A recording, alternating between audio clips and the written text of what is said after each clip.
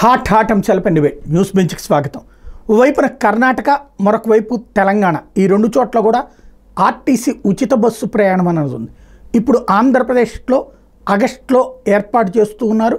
August 15 నాటికి ఉచిత bus రంగంలోకి దిగబోతోంది. ఇది ఏ మేరకు సాధ్యమవుతుంది? ఈ సందర్భంగా ఆర్టీసీకి ఎంతవరకు వ్యయమవుతుంది? దాన్ని ప్రభుత్వాలు ఎలా భర్తీ చేస్తాయి? దాన్ని ఎలా రాబట్టుకుంటాయి? అదే సందర్భంలో ప్రజలకి దీని వలన ఏ మేరకు ప్రయోజనాలు ఉంటాయి? ఈ అంశానికి సంబంధించి మనతో మాట్లాడేందుకు ఆర్టీసీలో పూర్తి అనుభవం ఉన్నటువంటి రెడ్డియం వెంకట సుబ్బారెడ్డి గారు ఉన్నారు. ఆ ఏపీఎస్ఆర్టీసీ మాజీ చైర్మన్, తెలుగుదేశం పార్టీ నాయకులు. నమస్తే అండి. ఆర్టీసీ ఈ ఉచిత బస్సు ప్రయాణాన్ని మీరు ఎలా చూస్తారు? తెలుగుదేశం ప్రభుత్వం వచ్చింది ఆ రోజు కూటమి వాళ్ళు ఆ రోజు ఆర్టీసీ ఉచిత ప్రయాణం తప్పకుండా అమలు చేస్తామని చెప్పి చెప్పడం జరిగింది. ఆ మేరకు 15th నుంచి అమలు చేస్తామని చెప్తా ఉన్నాం. ఇది అమలు చేస్తే మంచిది. అంటే తెలంగాణ, కర్ణాటకలో చూస్తున్నారు కదా, అక్కడ ప్రజలు బాగానే వినియోగించుకుంటున్నారా? ఇప్పుడు బాగానే వినియోగించుకుంటున్నారు, కానీ ఆంధ్రప్రదేశ్కి వచ్చేసరికి నాకు వచ్చిన ఇన్ఫర్మేషన్ మేరకు ఒక జిల్లాకు కూడా పరిమితం, ఒక జిల్లాకే పరిమితం చేసి కొంత మేరకే ఈ మహిళలకు ప్రయాణ సౌకర్యం కల్పించాలని చెప్పి వాళ్ళు భావిస్తున్నట్టు తెలుస్తా ఉంది. ఓకే, అంటే చెప్పండి. కనీసం కంబైన్డ్ జిల్లాలో ఉండేటప్పుడు ఉన్నటువంటి పరిధినన్నా పెడితే బాగుంటుందని చెప్పి మేము భావిస్తా ఉన్నాం. రైట్. అంటే ఇప్పుడు వాస్తవంగా సిటీ బస్సులు, మెట్రో బస్సులు, పల్లె వెలుగు బస్సులు అంటున్నారు. పల్లె వెలుగు బస్సు ఒక జిల్లాలో ఆ చుట్టుపక్కల ప్రాంతాలకే వెళ్తుంది కదా, వేరే లాంగ్ జర్నీలకు కూడా ఉంటుందా? లాంగ్ జర్నీస్ కు ఒక్కొక్కసారి ఉంటది. లైక్ అంటే ఇప్పుడు హైదరాబాద్కి విజయవాడ నుంచి పల్లె వెలుగు ఉంటుందా? ఉండదు. రైట్. అంటే దగ్గరలో ఉన్నటువంటి చోటకే ఉంటుంది. అంటే పక్క జిల్లా వరకు ఉంటుందా? పక్క జిల్లా వరకు ఒక్కోసారి ఉంటది. రైట్. అంటే గతంలో మా జిల్లాలో రాయచోటి, రాజంపేట కూడా పోయేటి బస్సులు. ఓకే. సాధారణంగా బస్సులో మహిళల సంఖ్య మగవాళ్ళ కంటే ఎక్కువ ఉంటుందా, తక్కువ ఉంటుందా? గతంలో మహిళలకు తక్కువ ఉండేది, పురుషులే ఎక్కువ మంది ప్రయాణం చేసేవాళ్ళు.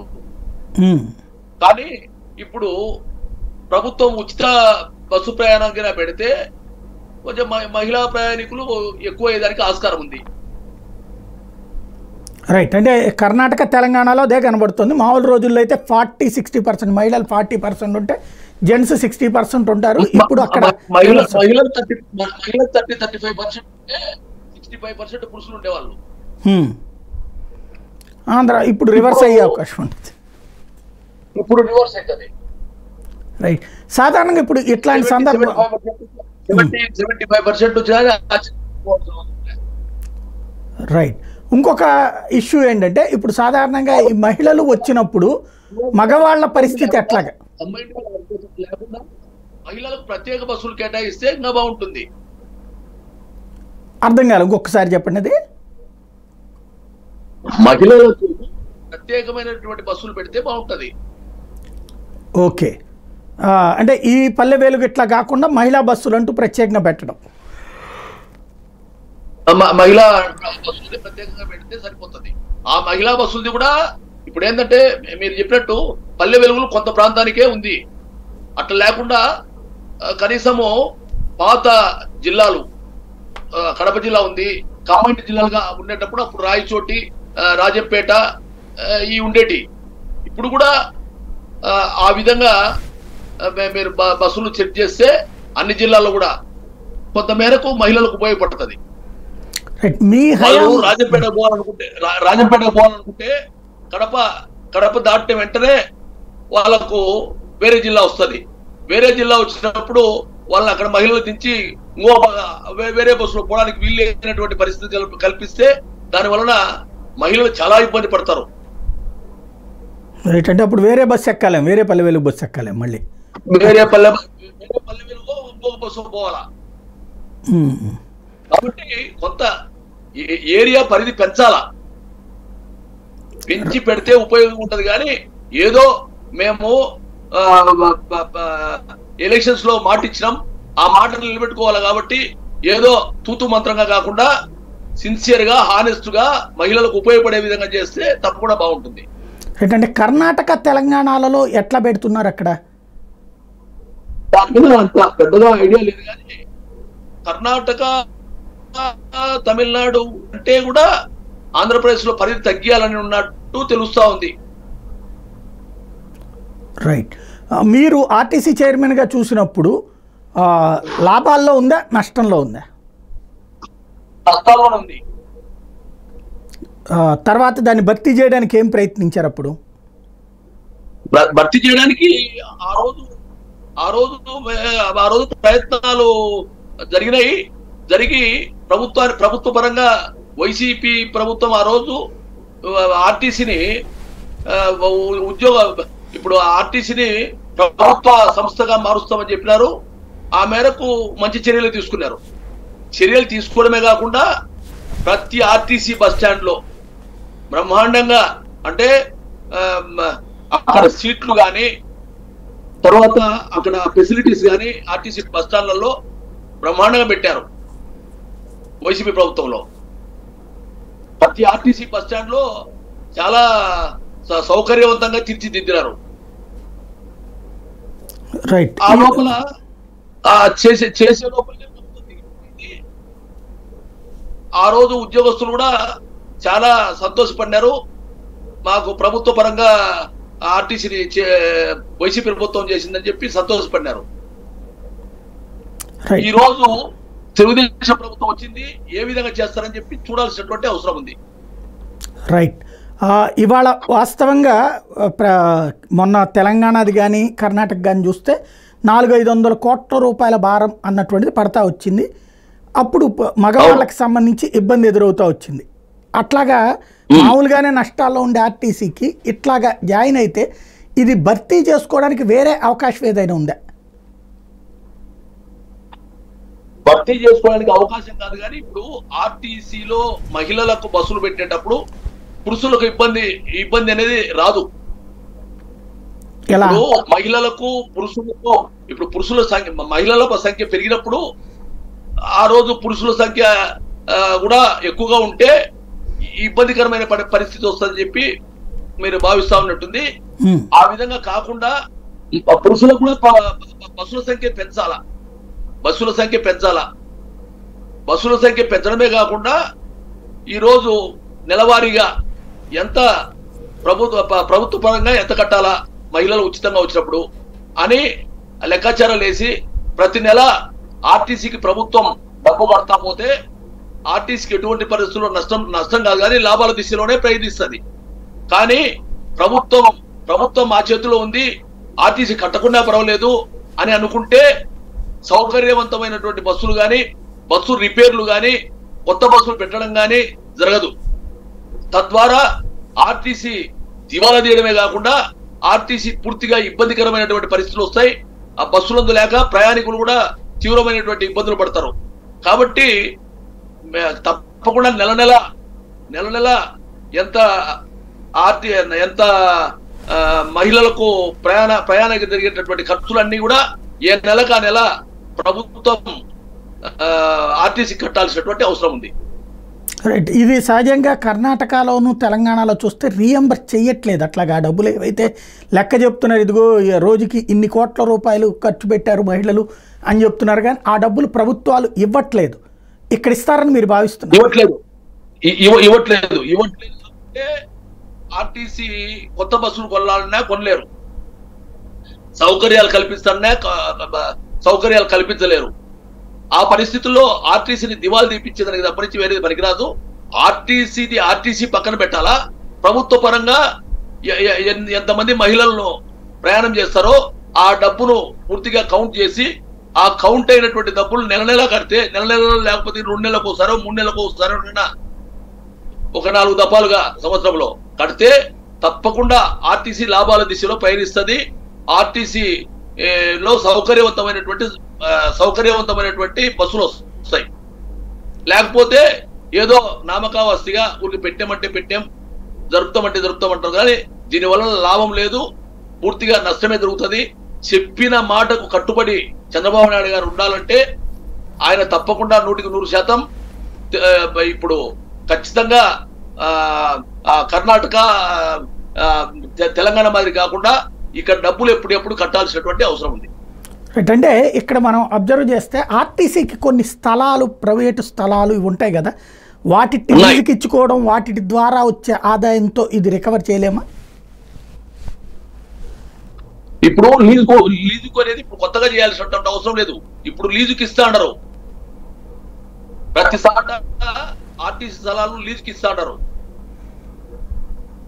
అవును, వాటి నుంచి ఆదాయం వస్తుంది కదా, ఆదాయం వస్తుంది. ఇప్పుడు ఇప్పుడు ఆ వచ్చిన ఆదాయం కొద్ది రోజులు సరిపోతుంది. అంతేగాని ఆ స్థలాలను ఇప్పుడు సెంటర్ లో ఉన్న బాగా జిల్లా కేంద్రాల్లో కానీ, నియోజకవర్గ కేంద్రాల్లో కానీ, మండల కేంద్రాల్లో కానీ ఈ ఆర్టీసీ స్థలాలన్నీ బాగా కాస్ట్లీగా ఉన్నాయి. కానీ ఈ ఇది లీజుకి ఇస్తా ఏదో విధంగా జరపాలని చెప్పి ప్రభుత్వంలో ఉన్నటువంటి కార్యకర్తలకు, జనసేన కార్యకర్తలకో, బీజేపీ కార్యకర్తలకో, లేదంటే తెలుగుదేశం కార్యకర్తలకో ఆ లీజుకు తక్కువ లీజుకి ఇచ్చేసి ఆ విధంగా పోతే ఆర్టీసీ పూర్తిగా నాశనం అయిపోతుంది. అట్లా కాకుండా ఇప్పుడు ఏ పద్ధతి ఉందో టెండర్ల పద్ధతి, ఆ టెండర్ల పద్ధతి ప్రకారమే జరిపి వాళ్ళకు లీజుకి ఇవ్వాల్సినటువంటి అవసరం ఉంది. అట్లా లేకుండా వీళ్ళు సొంత నిర్ణయాలు తీసుకొని వాళ్ళ కార్యకర్తలకు మేలు జరుగుతుంది అని అనుకుంటే ఆర్టీసీ దివాళా తీస్తుంది. రైట్. అంటే మీరు ఆర్టీసీని దగ్గర నుండి చూశారు, అక్కడ మనుషులు, సిబ్బంది ఎక్కువ ఉంటారు ఒక బస్సుకి. మామూలుగా ప్రైవేట్ బస్సులు అయితే ఎప్పుడు లాభాల్లో ఉంటుంటాయి, లేదా ఇంకా కొంటా ఉంటారు బస్సులు. ఆర్టీసీ వచ్చేటప్పటికి ఎప్పుడు ఎందుకు క్రైసిస్ అనిపిస్తుంది? ఇప్పుడు ప్రైవేట్ బస్సెస్ ఉంటాయి. ప్రైవేట్ బస్సులు ఉండేటప్పుడు ప్రైవేట్ బస్సులు ఇప్పుడు ఒక 50 సీట్లు ఉంటాయి బస్సులో, 40 సీట్లు నిండినప్పుడు ఆ ప్రైవేట్ బస్సు వాళ్ళు ఒక నిర్ణయం తీసుకుంటాడు. కడప నుంచి హైదరాబాద్కు 1000 రూపాయలు అయితే వాళ్ళ సీట్లు నిండినప్పుడు వాళ్ళు 800కు 700 రూపాయలు కూడా ఎక్కించుకుంటారు. తర్వాత ఇది ఆర్టీసీ బస్సులు కేవలము ఆర్టీసీ బస్ స్టాండ్ నుంచి బయలుదేరి రోడ్డు మార్గాన నేరుగా పోతాయి. ఓన్లీ బస్ స్టాండ్లలో మాత్రమే నిలబడతాయి. ఇప్పుడు ఆర్టీసీ ప్రైవేట్ బస్సులు అట్ట కాదు, వాళ్ళు సెంటర్లో అంటే జిల్లా హెడ్ క్వార్టర్స్ లో కానీ ఇంకోసారి కానీ సెంటర్లో ఎక్కడ ఉంటాయో అక్కడ నిలబెడతారు. వాళ్ళు టికెట్ అమ్ముకునే వాళ్ళని కూడా ఎక్కువ మందిని పెట్టి తద్వారా ఎక్కడంటే అక్కడ టికెట్లు అమ్ముకోవచ్చు. వాళ్ళకు కూడా ఎక్కువ శాతం అంటే పర్సెంటేజ్ కూడా వాళ్ళకు ఎక్కువ పర్సెంటేజ్ కూడా ఇస్తారు. ఆర్టీసీలో ఈ పర్సెంటేజెస్ ఇవన్నీ ఏముండవు. తద్వారా ఆర్టీసీలోకి పోవాలంటే భయం వేసేటటువంటి పరిస్థితి. ఆర్టీసీ వాళ్ళు ఆ బస్సులో ఖచ్చితంగా వాళ్ళ సెంటర్కు రారు. తర్వాత ఈ రేటు తగ్గారు, ఇవన్నీ కూడా ఉన్నాయి. తర్వాత ఆర్టీసీలో ఉన్నటువంటి చైర్మన్లు వీళ్ళు వచ్చినప్పుడు చాలా మంది కరెక్ట్ గా ఇప్పుడు కడపలో ఉంది, మాకు తక్కువ టైంలో ఆర్టీసీ చైర్మన్ అయినా సెంటర్లో అంటే 7 roads కు పోతే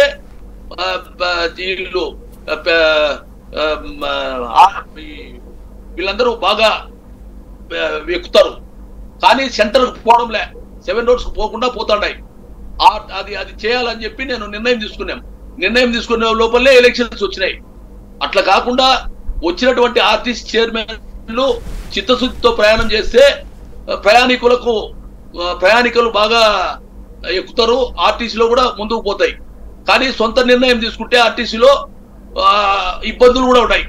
ఏంటంటే ఇప్పుడు 1000 రూపాయలు బస్సు టికెట్ ఉంటే మనసులో ఎక్కనప్పుడు ఎక్కించుకునే పరిస్థితి కల్పిస్తే అక్కడ ఉన్నటువంటి కండక్టర్లు వీళ్ళు చిత్తశుద్ధితో చేస్తారనే నమ్మకం కూడా లేదు.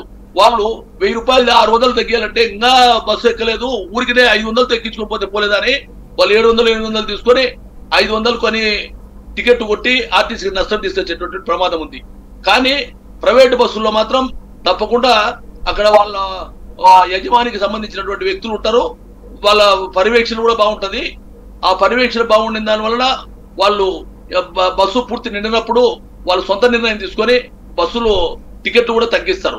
ఆర్టీసీలో తగ్గించేటటువంటి ప్రసక్తే లేదు. ఈ రోజు ఈ కడప జోన్ తీసుకుంటే ఇప్పుడు హైదరాబాద్కో విజయవాడకో పోవాల్సిన పరిస్థితి వస్తే మన స్లీపర్స్ ఉన్నాయి, స్లీపర్ బస్సెస్. స్లీపర్ బస్ ఇది స్ట్రక్ అవుతుంది చూడండి ఒకసారి. ఏసీ లేనప్పుడు ఆ బస్సులు ఎక్కరు. కాబట్టి ప్రైవేట్ తో పోటీ పడాలంటే మనము బస్సులను కూడా ఏసీ బస్సెస్ పెట్టాల్సినటువంటి అవసరం ఉంది, సరైనటువంటి బోర్డులు పెట్టాల్సినటువంటి అవసరం ఉంది. ఈ విధంగా చేస్తే కొత్త లాభాల దిశలో వస్తుంది. రైట్. అంటే వైఎస్ఆర్ కాంగ్రెస్ పార్టీ హయాంలో ఆర్టీసీ బాగా నాశనం చేసేసారు, దాన్ని ప్రభుత్వంలో విలీనం చేయడం వల్ల నాశనం అయిపోయింది అన్నటువంటిది ప్రధానంగా ఆరోపణ తెలుగుదేశం పార్టీది. ఏమంటారు? ఏమీ లేదు. ఆర్టీసీ వైసీపీ ప్రభుత్వంలో ఏమీ నష్టపోయింది ఏం లేదు. వైసీపీ ప్రభుత్వంలో బ్రహ్మాండంగా వాళ్ళు ఆర్టీసీని దాంతో పెట్టేటప్పుడు కొన్ని ఇబ్బందులు ఉంటాయి. ఆ ఇబ్బందులతో వాళ్ళు చేసినటువంటి ప్రచారం తప్పరించి ప్రచారం ఎక్కువ. తెలుగుదేశం వాళ్ళు విష ప్రచారం చేసి ఇబ్బందులు పాలు చేసి లబ్ధి పొందాలన్నటువంటి ఒక పద్ధతిని నేర్చుకున్నారు తెలుగుదేశం వాళ్ళు. అన్ని తప్పుడు ఆరోపణలు, తప్పైనటువంటి ఇబ్బందులు, ఇవన్నీ లేనిపోయినటి విష ప్రచారం, గ్లోబల్స్ ప్రచారం చేసి ఆర్టీసీ పూర్తిగా నాశనం అయిపోయిందని చెప్పినారు. కానీ ఎక్కడా నాశనమైనటువంటి చరిత్ర లేదు. ఇప్పుడు కనుక ఈ ఆర్టీసీ బస్ స్టాండ్లు సెంటర్ లో ఉన్నాయి, అవన్నీ ఖచ్చితంగా వైసీపీ లీడర్లకు అమ్ముతారు. ఆ ఆర్టీసీలో ఉన్నటువంటి స్థలాలన్నీ అమ్ముకొని తింటారు. ఇవన్నీ ప్రచారం చేశారు. ఎక్కడైనా బస్ స్టాండ్లు మార్చి వైసీపీ లీడర్లు ఎక్కడైనా తీసుకున్నారా? ఎక్కడైనా ఏమైనా చేశారా? ఇవన్నీ ఊరికే ప్రచారం చేయడానికి తప్పరించి వేరే దానికి పనికిరాదు. ప్రచార ఆర్భాటం కోసం ఆర్టీసీని నష్టపోయారని చెప్పినారు కానీ ఎక్కడా నష్టపోలే. రైట్. ఇక్కడ ఇవాళ హ్యాపీగా ఉంటారు. రైట్. మహిళల్ని ఇవాళ పూర్తిగా మహిళలకి అప్పచెప్తే అప్పుడు మగవాళ్ళకి సంబంధించి ప్రాబ్లం వస్తే, అంటే ఇప్పుడు తెలంగాణలో చూస్తున్నాం మనం, లేకపోతే కనుక కర్ణాటకలో చూస్తున్నాం, అప్పుడు వాళ్ళు వేరే వైపుకి ఏ ట్రావెల్స్ వైపుకి వెళ్ళే అవకాశం ఉంది? అంటే ప్రైవేట్ ట్రావెల్స్ని అలౌ చేస్తారా, లేకపోతే కనుక ఏ ఆటోలకో లేకపోతే క్యాబులకో అట్లా వెళ్ళే అవకాశం ఉంటుందా? ఆటోలు బస్సులే పెట్టాలా, వాళ్ళకు కూడా బస్సులే పెట్టాలా. సైమల్టేనియస్ గా పురుషులకు మహిళలకు ఒకటే బస్సులు పెడితే ఒకటేసారి మహిళలు పోయేటప్పుడే ఇల్లు పోతే భర్తలు భార్యలు కూడా ఇంకొక బస్సులో ఎక్కి వచ్చి వాళ్ళు ఏమో ఒకసాట ఇద్దరు ఒకసారి దిగుతారు. ఆ బస్ స్టాండ్ ఏమో ఒకసారి కొంచెం వెయిట్ చేస్తే కొంతసేపు వెయిట్ చేస్తారు. ఆ లోపల మహిళలు వస్తారు, ఇద్దరు కలిసిపోతారు. లేదు మహిళలు మాత్రమే వాళ్ళ ఫ్రెండ్స్ వాళ్ళు కలిసి వాళ్ళ ఊర్లలోకి ఎవరైనా కలిసిపోవాలన్నా దేవస్థానానికి కలిసిపోవాలంటే ఆ విధంగా పోతేనా అప్పుడు అందరికి కూడా మేలు జరుగుతుంది. రైట్. అంటే ఇంతవరకు అనుభవం ప్రకారం చూస్తే గతంలో ఒకప్పుడు ఉచిత బస్ పాసులు, ఫ్రీ పాసులు ఉండే మా చిన్నప్పుడు. అట్లాంటప్పుడు ఫ్రీ పాసులు అని కాదు కానీ 30 రూపాయలు 50 రూపాయలు అట్లాంటి పాసులు ఉండేవి, వికలాంగులకని డిస్కౌంట్లు. ఆ తర్వాత అది ఆర్టీసీ ఆ భారం భరించలేనటువంటి సందర్భంలో ప్రైవేట్ బస్సుల్ని అలౌ చేసి రెండింటి మధ్యన పోటీ ఉంచి నడిచింది ఆ రోజుల్లో. తర్వాత ఎన్టీ రామారావు గారి టైంలో జాతీయం చేసేశారు, మొత్తం ప్రైవేట్ అంతా తీసేసి పూర్తిగా ఆర్టీసీ చేశారు. ఇప్పుడు ఈ పరిస్థితుల తర్వాత మళ్ళీ ఏమన్నా ఆర్టీసీ ప్రైవేట్ వైపుకి వెళ్ళే పరిస్థితి ఉంటుందా, లేదా ఇప్పుడు మహిళల హడావిడి తర్వాతన బస్సులు ఆర్టీసీ నష్టమైతే మళ్ళీ ప్రైవేట్ బస్సుల్ని అలౌ చేసే అవకాశం ఏమైనా ఉంటుందా? ప్రైవేట్ బస్సులు అలౌ చేసినా కానీ ప్రభుత్వం నిధులు చెల్లించాల్సినటువంటి ఆర్టీసీని పక్కన పెడితే ఇది పెద్ద సంస్థ, మొత్తం ఇండియా వైడ్ ఉండేటటువంటి సంస్థ, లక్షలాది కార్మికులు పనిచేసేటటువంటి సంస్థ. ఈ సంస్థను మూసేసి ప్రైవేట్కి ఇచ్చిన దాని వలన ఒరిగేది ఏం లేదు. ఏ విధంగా ఒరుగుతుంది, ఏ విధంగా మేలు జరుగుతుంది? ప్రైవేట్ చేసేస్తే ప్రైవేట్ వాళ్ళకైతే నెల నెల బస్సులు డబ్బులు ఇవ్వాల్సినటువంటి అవసరం ఉంది. ఆర్టీసీ అయితే ఒక నెల అట్టో ఇట్టో ఏమైనా ఇచ్చినా అని ఆర్టీసీ వాళ్ళు నడుపుతారు బస్సులు. ఇది లేకుండా టెండర్లు పిలిచిన ప్రకారము నెల నెల మాకు ఇదో ఈ ఛార్జెస్ తో మీరు నడపాల బస్సులను, మహిళలు తీసుకోవాలి పలానా ప్లేస్ నుంచి పలానా ప్లేస్ కు ఇంత డబ్బు అంటే వాళ్ళు ఇప్పుడు టికెట్స్ పెట్టినాక నెల ఇవ్వకపోతే వాళ్ళు ప్రైవేట్ వాళ్ళు బస్సు తిప్పకుండా మానుకుంటారు. ఒకవేళ తిప్పినా గానీ వీళ్ళు డబ్బులు ఇవ్వకపోతే ఆ నష్టాలు భరించి ఎన్ని రోజులు తిప్పలేరు. కాబట్టి ఆర్టీసీ నష్టపోయే విధంగా చేయడం తప్పనిచ్చి ప్రైవేట్ పరం చేస్తే దానివల్ల పెద్ద లాభం లేదు. అంటే నేను అనేది ఆర్టీసీని ప్రైవేట్ పరం చేయరు, గతంలోకి మళ్ళీ ఆర్టీసీ బస్సులు ఆర్టీసీగా, ప్రైవేట్ బస్సులుగా 2 రకాలుగా కొనసాగించడానికి అవకాశం ఉంటుందా? అంటే ఇప్పుడు ఆర్టీసీలో లీజు తీసుకొని నడిపేటి అవి మామూలుగా నడుస్తున్నాయి ఆర్టీసీలు. అవి కాకుండా ఇప్పుడు ఇదివరకు ప్రైవేట్ సిటీ బస్సులు ఉండే, ప్రైవేట్ ట్రావెల్స్ బస్సులు కూడా పక్క జిల్లాలకి అట్లా కూడా నడిపాయి. ఇప్పుడు కూడా కొన్ని రాష్ట్రాల్లో నడుస్తుంటాయి, తమిళనాడు కానీ కేరళ లాంటి రాష్ట్రాల్లో కనబడుతుంటాయి ప్రైవేట్ బస్సులు. అట్లాగే ఏమన్నా ఉంటుందా? అట్లా లేకుండా ఆర్టీసీ బస్సులనే ఎక్కువ కొని, ఆర్టీసీ బస్సులను తక్కువ ఎక్కువగా కొని ఆర్టీసీ ద్వారానే జరిపితే ఖచ్చితంగా లాభాలు ఆర్టీసీలకు వస్తుంది. RTC right. అంటే ఇప్పుడు ఆటోలు, సర్వీస్ ఆటోలు అవి వచ్చాక చాలా వరకు ఆర్టీసీ ఆదాయం తగ్గిపోయింది. ఇప్పుడు మళ్ళీ గాడిని పడేటటువంటి పరిస్థితికి ఏదో ప్రయత్నం జరుగుతోంది. ఇప్పుడు ఆ సందర్భంలో ఈ మహిళలకి ఉచిత బస్సు అన్నటువంటిది ప్రయోజనం అవుతుంది అనుకుంటున్నారు, నష్టం అవుతుంది అనుకుంటున్నారు? ఇప్పుడు ఆర్టీసీ పల్లెలకు బస్సులు వస్తానేటప్పుడు నేనే చాలా సార్లు పలాని పల్లెకు బస్సు పోతానండి, ఆ బస్సు ఎందుకు కూడా లేదని ఈడీలు పెట్టి మీటింగ్ పెట్టి పల్లెలకు బస్సులు వేయాలంటే, సార్ పల్లెలకు బస్సులు వేస్తే మన బస్సులు పల్లెలకు ఎక్కడం లేదు. మన బస్సుల్లో వాళ్ళు అంతా ఆ పల్లెల్లో ఒకరికొకరికి సంబంధాలు ఉండేటటువంటి ఆటోలు ఉన్నాయి. ఆ 4-5 మంది 10 మంది కలిసి ఆటో మాట్లాడుకోవడం, ఆటోలో పోతున్నారు, మన బస్సు ఎక్కడం లేదని. అంటే కారణం ఏంటంటే, నేను దాని మీద అబ్జర్వ్ చేస్తే బస్సు ఖచ్చితంగా వస్తే మేము బస్సు ఎక్కుతాం, వాళ్ళ బస్సు ఖచ్చితంగా టైం టు టైం వచ్చేటటువంటి పరిస్థితి లేదు. ఒక్కొక్కసారి 1 వారం రోజులు బస్సు తిప్పిన తర్వాత మాకు నష్టం వస్తుందని వాళ్ళు మానుకుంటారు. వాళ్ళు మానుకునేటప్పుడు ఈ బస్సు ఎట్లా రాదు, వీళ్ళతో ఆటో వాళ్ళతో చెడ్డెందుకు కావాలని చెప్పి ఆ పల్లెల్లో ఒకరికొకరి బంధుత్వాలు, స్నేహాలు, సంబంధాలు ఉంటాయి. కాబట్టి ఈ ఆటోలను ఆశ్రయిస్తున్నారు. దాంతో ఆర్టీసీ పల్లెలు కూడా తిరగలేనటువంటి పరిస్థితి ఏర్పడింది. రైట్, మంచి పాయింట్. ఇప్పుడు అట్లాంటప్పుడు ఇలా ఫ్రీ బస్ అనేటప్పటికి ఆటోలు మానేసి దీంట్లో ఎక్కడం ప్రారంభిస్తారనుకుంటున్నారా? ఆటోలు ఇప్పుడు ఫ్రీ బస్ అనేటప్పటికీ అక్కడికి మహిళలకి ఫ్రీ కాబట్టి మహిళలు వాళ్ళతో పాటు మగాళ్ళు కూడా ఎక్కడం ప్రారంభించి మళ్ళీ ఆర్టీసీకి ఏమన్నా పెరిగే అవకాశం ఉంటుందా? కూడా పెరుగుతుంది. ఇప్పుడు పల్లెలకు పోయినా అని ఇప్పుడు మన ఆటోలు ఎక్కరు. కారణం ఏంటంటే ఆటోలు పోయినప్పుడు ఆటోలకు డబ్బులు పెట్టాల్సినటువంటి అవసరం ఉంది. ఈ బస్సులు ఫ్రీ కాబట్టి తప్పకుండా ఆర్టీసీ ఆదాయం పెరుగుతుంది. అంటే మగవాళ్ళు కూడా ఎక్కితే ఆదాయం పెరుగుతుంది. మహిళలతో పాటు మహిళలకు ఫ్రీ వస్తుంది కాబట్టి మగాళ్ళు కూడా ఎక్కాలి, ఎక్కుతారు. రైట్. అప్పుడు బస్సులు ఎక్కువ సంఖ్య వేయాల్సి ఉంటుంది, బస్సులు ఎక్కువ సంఖ్యలో పెట్టాల్సినటువంటి అవసరం ఉంది. ఇప్పుడు ఎందుకంటే భార్య భర్తలు ఎప్పుడు ఒకరు ఆటోలో ఒకరు బస్సులో పోవాలని ఎప్పుడు అనుకోరు. కరెక్ట్, మంచి పాయింట్. పోవాలనే చూస్తారు. రైట్. అంటే ఓవరాల్గా అయితే ఈ స్కీమ్ తీసుకురావడం వల్ల కొంత ప్రయోజనమే ఉంటుంది ఆర్టీసీకి, సరిగ్గా చేయగలిగితే. తప్పకుండా చేయగలిగితే ఆర్టీసీ లాభాల దిశలో నడుస్తుంది, బస్సులు పెరుగుతాయి, ఉద్యోగాలు కూడా పెరుగుతాయి, అన్ని రకాలుగా ఆర్టీసీకి మేలే. Right, thank you very much అండి. ఇది పరిస్థితి. ఆర్టీసీ పరంగా అయితే గనక పల్లె ప్రాంతాలకి ప్రయాణికుల సంఖ్య ఆర్టీసీకి చాలా వరకు తగ్గిపోయింది. లాంగ్ జర్నీలకైతే వెళ్తున్నారు కానీ షార్ట్ జర్నీలన్నీ కూడా ఆటోలకే పరిమితం అవుతున్నటువంటి రోజుల్లో ఉచిత ఆర్టీసీ బస్సు అన్నటువంటిది ఏదైతే ఉంటుందో అది మహిళలకి, అదే బస్సులో మగవాళ్ళు కూడా ఎక్కించుకుంటే ఆటోమేటిక్గా ఆ ఆటోల మీద ప్రయాణించేటటువంటి వాళ్ళ సంఖ్య తగ్గి బస్సులకి పెరిగి ఆర్టీసీ లాభపడేటటువంటి అవకాశం ఉంటుంది. ఇది ఒక రకంగా పెద్ద మార్పు అవుతుంది. But at the same time అక్కడ ఉన్నటువంటి ఆటో వాళ్ళు ఇబ్బంది పడేటటువంటి పరిస్థితి ఉంటుంది, కానీ అది పరిష్కరించుకోవాల్సినటువంటి బాధ్యత ప్రభుత్వానికి అవుతుంది. ఓవరాల్గా చూస్తే ఈ పథకానికి సంబంధించిన మంచి ఉన్నాయి, చెడు ఉన్నాయి. ప్రభుత్వం విశ్లేషించి ఎలా ముందుకెళ్తుందో చూద్దాం.